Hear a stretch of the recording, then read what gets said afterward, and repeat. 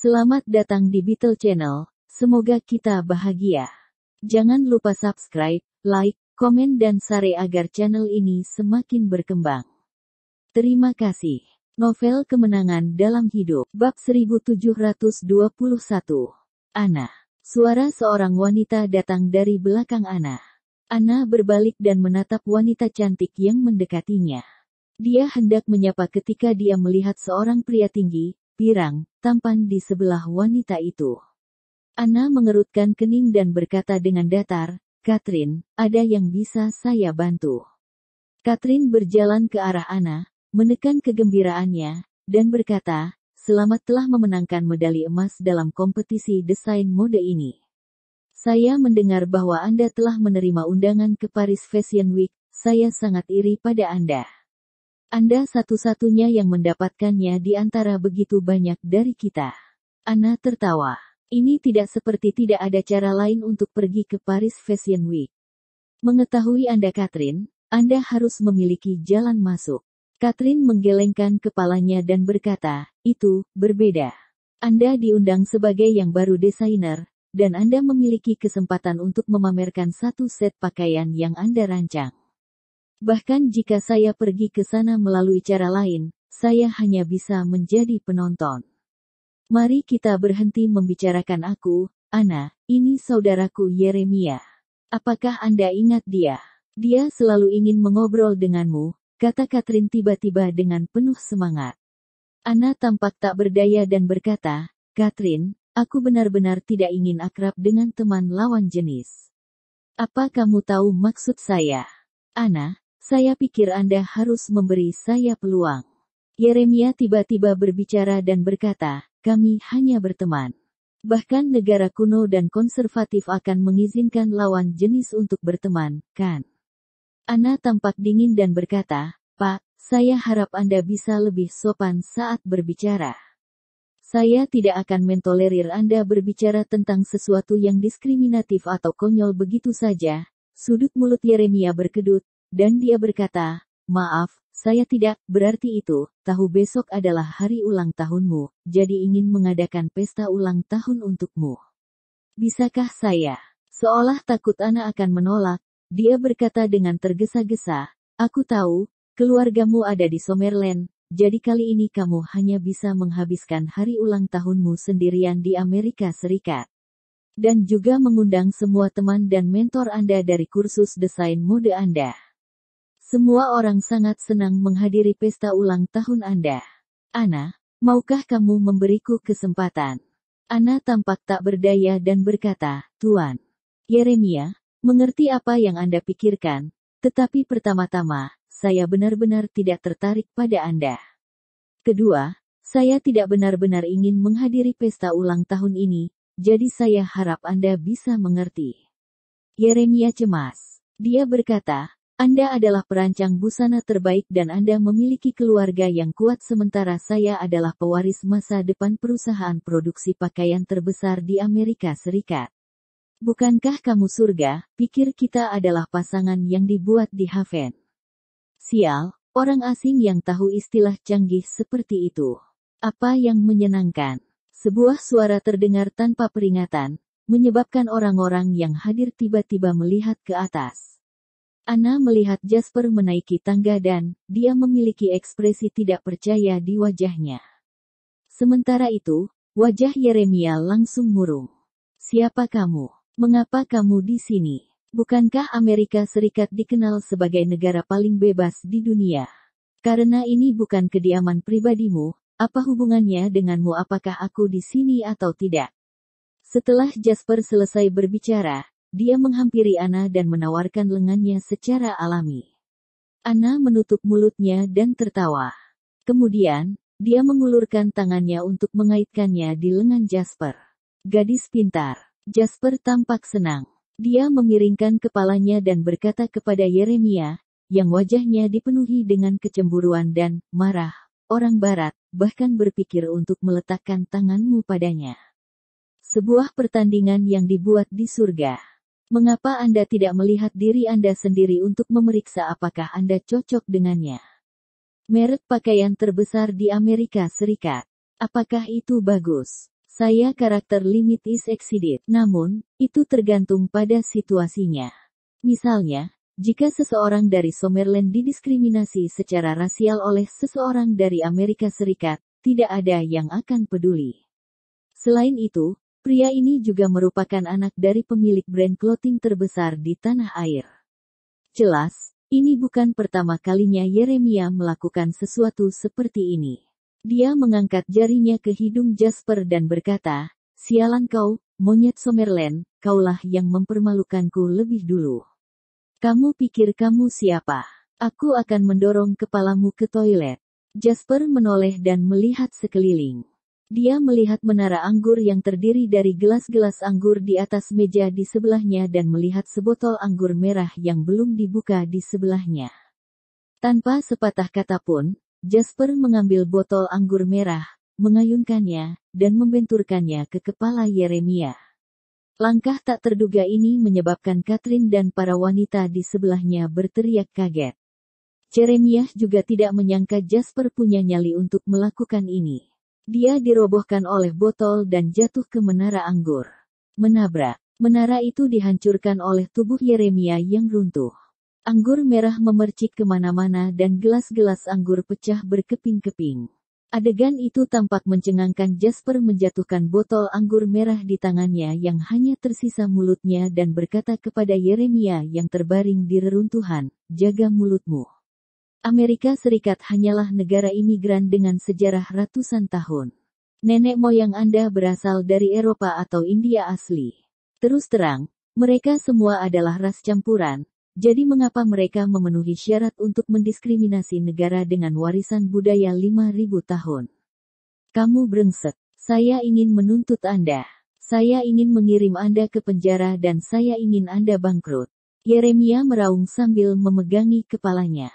Dia ditutupi cairan merah dan tidak ada yang tahu apakah itu darahnya atau anggurnya. "Sebelum itu, tolong tunggu surat pengacara saya." Anna berdiri dan berkata dengan dingin kepada Yeremia, "Ada kamera pengintai yang dipasang di mana-mana.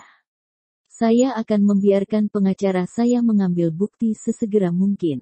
Itu akan membuktikan bahwa kaulah yang pertama mendiskriminasi dan menghina kami secara rasial. Saya juga dapat melihat Anda mengarahkan jari Anda ke pasangan saya sebagai serangan pribadi, yang membuatnya melakukan serangan balik dengan panik. Pengacara saya akan membahas diskriminasi rasial dan serangan pribadi Anda dengan Anda. Anda sebaiknya mempersiapkan gugatan ini dari tim pengacara saya terlebih dahulu." Setelah Anna selesai berbicara, dia bahkan tidak melihat ke arah Yeremia yang tercengang. Sebaliknya, dia mengangkat kepalanya untuk melihat Catherine, yang panik dan bertanya-tanya apa yang harus dilakukan. Dia melanjutkan, "Catherine, aku harap kita akan tetap berteman di masa depan." Setelah jeda sebentar, Anna melanjutkan, "Tapi jika menurutmu ini akan membuat canggung, maka tidak apa-apa bagiku juga. Selamat tinggal." Setelah berbicara, Anna pergi bersama Jasper. Kali ini, Yeremia tidak berani memuntahkan omong kosong lagi saat dia melihat mereka pergi. Pukulan berat dari Jasper barusan hampir membunuhnya di tempat. Setelah mereka berdua meninggalkan tempat kejadian, Yeremia berdiri dengan gemetar dengan bantuan orang lain. Meskipun telapak tangannya memegang dahinya, darah masih mengalir melalui jari-jarinya dengan deras. Yeremia menggertakkan giginya dengan kebencian dan berkata dengan kejam, "Jika Anna tidak mendukungnya, aku akan membunuh monyet Summerland terkutuk itu." "Yeremia, itu sudah cukup." Seseorang dari kerumunan yang datang untuk menonton drama itu berkata sambil tersenyum, "Kamu dipukuli tanpa alasan, juga pasti dituntut, tapi kamu akan monyet Summerland yang Anda sebutkan bernama Jasper Lane." Dia benar, dia memang pemilik perusahaan swasta terbesar di Summerland, dan baru hari ini, dia membeli Nokia seharga 25 miliar dolar AS. Berapa nilai pasar perusahaan ayahmu? Karakter limit is exceeded. Namun, karena dia tidak mengharapkan ini, kejutan ini begitu tiba-tiba sehingga bahkan Anna tidak bisa menekan emosi di dalam hatinya. Jasper tersenyum dan berkata, "Aku hanya ingin mengejutkanmu." Anna berkata sambil mengerucutkan bibirnya, kurasa kamu akhirnya menemukan hati nuranimu. Jasper tertawa dan menjawab, tidak masalah jika saya menemukannya atau dimakan anjing, pada akhirnya, saya ada di depan Anda sekarang. Apakah kamu di sini untukku? Tanya Anna lembut. Jasper menyeringai dan berjalan ke sisi jalan sambil memegang tangan Anna. Lalu, dia menjentikkan jarinya dengan ringan. Setelah itu, seolah-olah ajaib, seluruh kota diterangi dengan lampu warna-warni. Anna mendongak dan melihat gedung pencakar langit yang tak terhitung jumlahnya di sekitarnya. Semua lampu dan layar tampilan telah mengubah warna primernya menjadi ungu muda. Ungu muda adalah warna favoritnya. Bukan hanya gedung pencakar langit yang bisa dilihat Anna, hal yang sama berlaku untuk semua bangunan setinggi lebih dari 100 meter di Los Angeles yang dilengkapi dengan papan pajangan elektronik atau strip lampu. Adapun taksi di jalan, warna ungu yang mempesona juga muncul di pajangan kecil yang menempel di atapnya. Pada saat ini, tidak ada yang tahu apa yang terjadi. Semua warga Los Angeles menyaksikan dengan bingung saat kota tempat mereka tinggal diselimuti dan dicat ungu. Segera setelah itu, semua cahaya ungu meredup, dan kemudian secara bertahap memudar. Tepat ketika semua orang, termasuk Anna, mengira itu hanya kecelakaan, layar tampilan dan strip lampu itu menyala lagi. Kali ini, yang muncul adalah satu set hitungan mundur. Menghitung mundur 19 jam, 21 menit, dan 33 detik. Itu terus berubah sampai mencapai 0. Seluruh kota menghitung mundur dan merayakan ulang tahunmu untukmu. Bab 1724. Kata-kata yang diucapkan Jasper di telinga Anna hampir membuat Anna pingsan.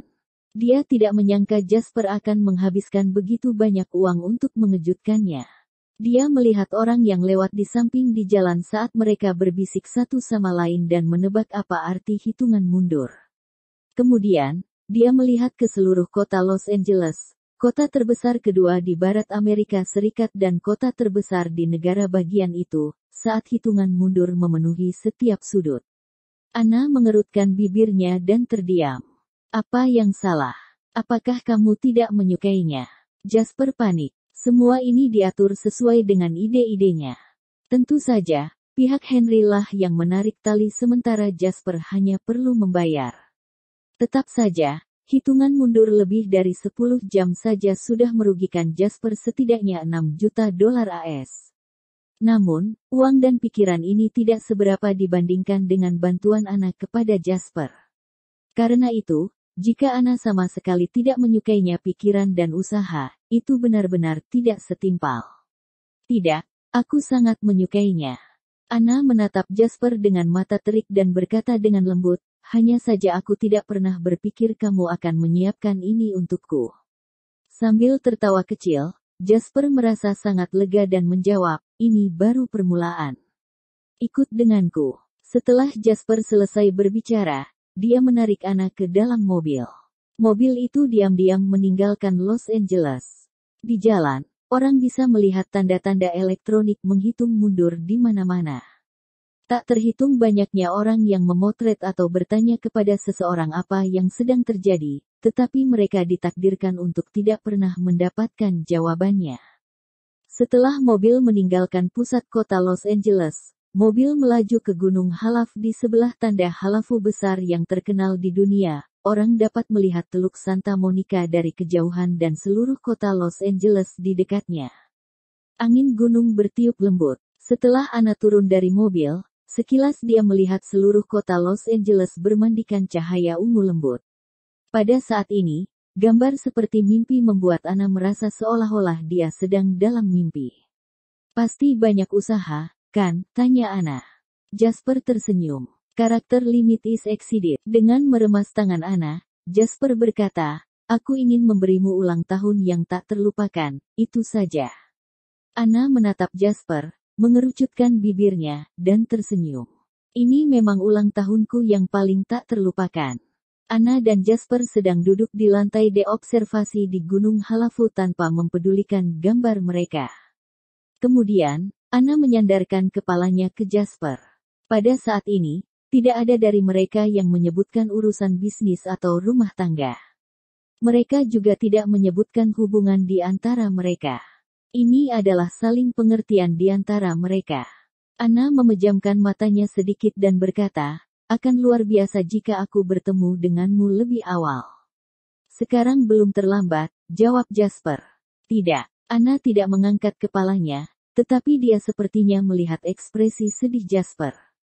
Dia melanjutkan, sudahlah, jangan pikirkan itu. Setelah mereka meninggalkan Gunung Halafu, langit menjadi cerah. Hitung mundur yang memenuhi cakrawala terbaca 16 jam, 21 menit, dan 3 detik sekarang. Kali ini, Jasper yang mengemudi. Ana tidak bertanya kemana mereka akan pergi. Dia hanya dengan patuh menyaksikan hitungan mundur yang bisa dilihat di mana-mana di luar jendela mobil, membiarkan Jasper memimpin. Jasper berkendara ke Beverly Hills. Itu adalah daerah kaya yang terkenal di seluruh dunia, apalagi di Amerika Serikat. Villa di sini bernilai ratusan juta dolar AS. Bahkan jika Anda memiliki begitu banyak uang, Anda mungkin belum tentu bisa membelinya. Lagi pula, orang yang membelinya harus memiliki status sosial tertentu. Jasper juga menggunakan tempat ini sebagai situs ziarah di kehidupan sebelumnya, tetapi sekarang setelah statusnya mencapai level ini, dia tahu bahwa pada kenyataannya, ketika tempat itu menjadi lebih terkenal, banyak elit sejati telah pindah. Orang-orang yang menggantikan mereka adalah selebriti, bintang sepak bola, dan pemula. Jasper secara alami tidak akan membeli villa di sini, jadi sebagai gantinya, dia menyewa satu. Di dalam villa, makanan dan kebutuhan sehari-hari telah disiapkan.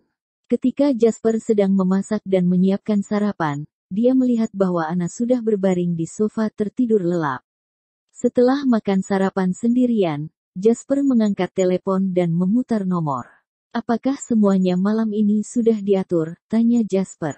Bapak. Lain, semuanya sudah diatur dengan baik. Tidak akan ada masalah.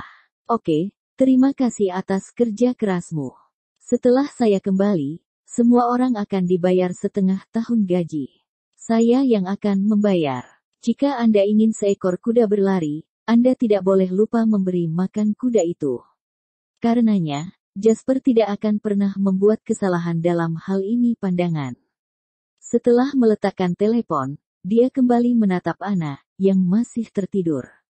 Jasper kemudian berbalik dan mulai menyiapkan makanan yang lezat. Pada saat ini, sebuah pesawat turun perlahan di Bandara Internasional Los Angeles. Echo dan ketiga bawahannya berjalan keluar dari lorong dengan wajah gelap. Jasper, aku ingin melihat kemana kamu akan lari kali ini. Di pintu masuk bandara, Echo bergumam dengan tatapan jahat pada miliknya wajah. Pada saat ini, salah satu bawahannya bertanya, Tuan. Well, kemana kita akan pergi sekarang? Kita akan mencari Jasper. Tentu saja setelah dia mengatakan itu, Echo juga menyadari ada yang tidak beres. Itu karena dia tidak tahu Jasper. Ini adalah Los Angeles di Amerika Serikat, bukan Finlandia yang dimiliki Fabian. Diselidiki secara menyeluruh. Tidak ada yang tahu kemana Jasper pergi setelah dia turun dari pesawat. Ketika Echo memikirkan hal ini, dia merasa cemberut dan diperparah di dalam hatinya. Jadi, dia menelepon Fabian. Karena perbedaan waktu, Fabian sedang tertidur lelap ketika dibangunkan oleh panggilan tersebut. Saya meminta Morrison untuk memeriksanya, tetapi dia masih membutuhkan waktu. Saya akan segera memberitahu Anda ketika ada hasilnya. Fabian menutup telepon segera setelah dia selesai berbicara. Echo juga meletakkan ponselnya. Karakter limit is exceeded. Echo memandang ketiga bawahannya dan berkata perlahan, kalian bertiga adalah pejuang maut yang tumbuh bersamaku. Setelah aku dikeluarkan dari keluarga, kalian juga disingkirkan. Jasper adalah orang yang membawa penghinaan ini pada kita, jadi kita tidak bisa membiarkan dia pergi. Saya sudah menyiapkan sejumlah uang untuk kalian, dan itu akan cukup untuk sisa hidup Anda, segera. Tiga bawahan saling memandang dan menundukkan kepala pada saat yang bersamaan. Diterima. Bab 1725. Keesokan harinya, sudah malam ketika Ana bangun dengan santai. Matahari terbenam keemasan bersinar melalui jendela Prancis yang lebar dan transparan dan memenuhi ruangan. Anna mengangkat selimut dan bangkit, tetapi ketika dia menginjak karpet lembut, dia melihat sesuatu yang aneh di bawah kakinya. Ketika dia melihat ke bawah, dia melihat ada jalan setapak yang terbuat dari kelopak mawar. Itu memanjang dari bawah tempat tidurnya ke luar rumah. Juga, ada kartu kecil di meja samping tempat tidur. Apakah kamu bangun? Ikuti kelopak mawar dan keluar dari rumah. Ada kejutan menunggumu. Orang ini. Aku ingin tahu wanita mana yang mengajarinya begitu banyak trik. Dia tidak tahu bagaimana melakukan semua ini sebelumnya, Anna mendengus. Bahkan jika dia mengatakan itu, dia masih berjalan di sepanjang jalan mawar kelopak bunga dengan penuh kasih dan patuh. Kamar tidur hanyalah tempat untuk meletakkan tempat tidur di villa mewah semacam ini, sedangkan kamar mandi akan terletak di luar kamar. Mengikuti jalur kelopak mawar, Anna melihat semua perlengkapan mandi diletakkan di meja, serta satu set lengkap perhiasan halus dan berharga seperti anting-anting dan kalung. Anna bisa melihat sekilas bahwa set perhiasan ini dibuat oleh Master Top. Itu jelas bukan jenis barang biasa yang bisa dibeli di mana saja di toko.